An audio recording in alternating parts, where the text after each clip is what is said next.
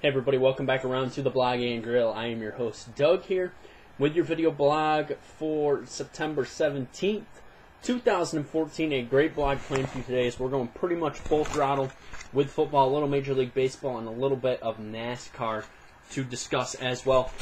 We're going to hit up on the Heisman update. I'm going to give you my top 5 in the NFL right now.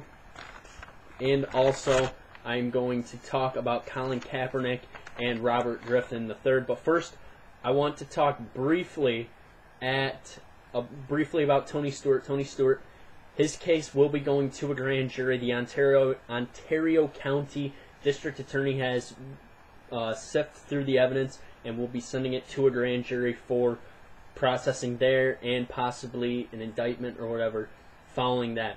Ultimately, I think nothing's really going to come of this. I think it's just this guy passing the buck to a higher court just to get it through a higher court, and Tony Stewart will eventually be completely exonerated of this. All right, let's talk about a big issue in the NFL, and it's a lot of little issues, okay? We have some serious scandal in the NFL, and people are asking what's going on. There's a lot of drug use we're seeing, DWIs with Josh Gordon, Wes Welker. We're seeing a lot of domestic violence with Greg Hardy, Ray McDonald, Ray Rice, and now we're seeing child abuse with Adrian Peterson. And all it comes down to with this is simple. I just wanted to hit on this briefly. It's simple. It's clear cut. It is bigger than football. It is a bigger than football issue. It is ultimately a society issue, okay? It's a society issue all around this country, all around the world right now. And the biggest part about it is that these guys are privileged athletes to be playing the game of football professionally, and they're not being role models, okay? Everybody thinks they're good people coming in, and don't get me wrong, 98% of the NFL is filled with good people, but it's just that 2% that's really messing it up for everybody, and it just shows us that we're not as far along as the society as we thought, and there's just deeper society issues that have to be dealt with so this stuff goes away. Ultimately, I think there's going to be some shakeups at the NFL leadership, and we'll see what happens, but I think Roger Goodell has to be considered on the hot seat, because even though he's been making a lot of money, we can see that there's been a lot of issues that have been being glazed over. We'll see how that affects Roger going down the stretch. All right, time for our first Heisman update of the year, and this is exciting for sure. I got 3 quarterbacks on my Heisman list.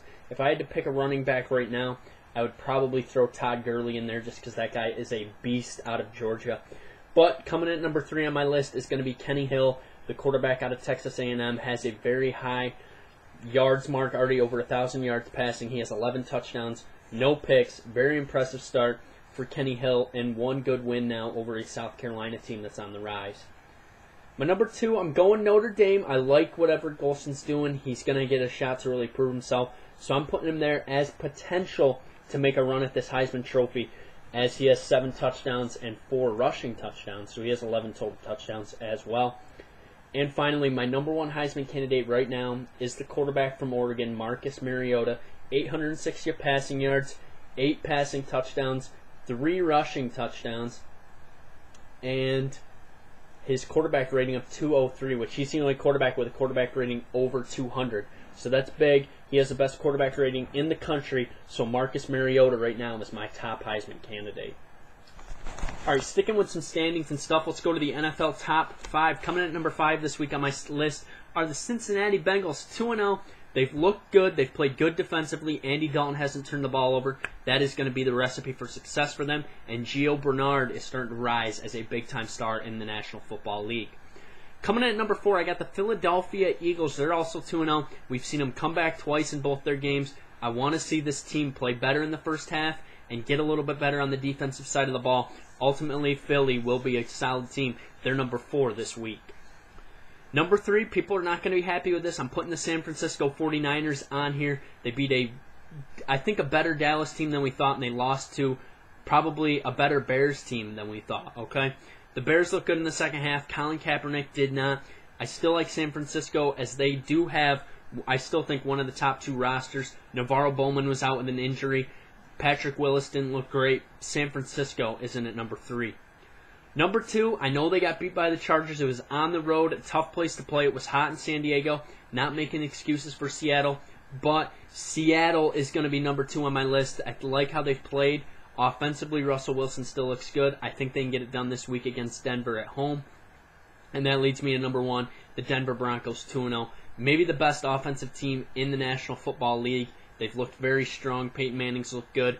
Defense still might be a little bit questionable, and they might get too many big leads, and teams might be able to throw on them late with those cornerbacks getting worn down. So we'll see what happens. But Denver is my number 1 team this week. All right, time to talk about 2 players. First, I want to talk about Colin Kaepernick, okay?